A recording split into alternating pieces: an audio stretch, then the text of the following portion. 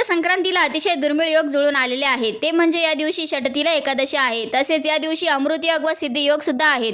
या दिवशी सकाळी लवकर उठून अंघोळीच्या पाण्यात तीळ टाकून त्या पाण्याने अभ्यंग स्नान करावे. शक्य असल्यास तिळाचे उटणे लावावे. नंतर घर व परिसर स्वच्छ करून देवपूजा करावी व या दिवशी आवर्जून सूर्यदेवांना पाणी अर्पण करावे. पाणी अर्पण करताना ओम गृहिणी सूर्याय नमः हा मंत्र अवश्य म्हणावा. या दिवशी जास्तीत जास्त सूर्याची किरणे आपल्यावर पडू द्यावी. इतर दिवसांच्या तुलनेत संक्रांतीच्या दिवशीची सूर्यकिरणे अधिक प्रभावशाली असतात.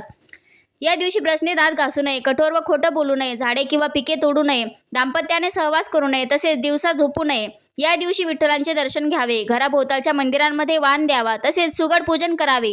सुगड म्हणजेच मातीची 5 छोटी बोळकी घ्यावी.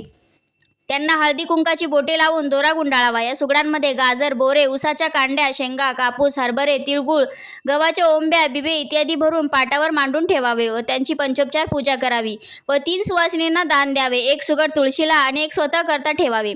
या पूजनामध्ये विशेष करून जाईच्या फुलांचा वापर करावा. तसेच या दिवशी ओम नमो भगवते वासुदेवाय नमः या मंत्राचा जास्तीत जास्त जप करावा. संक्रांतीचा पुण्यकाल दुपारी 3 वाजून 6 मिनिटांनी सुरू होतो ते थेट सूर्यास्तापर्यंत आहे. या काळात जास्तीत जास्त दानधर्म करावे.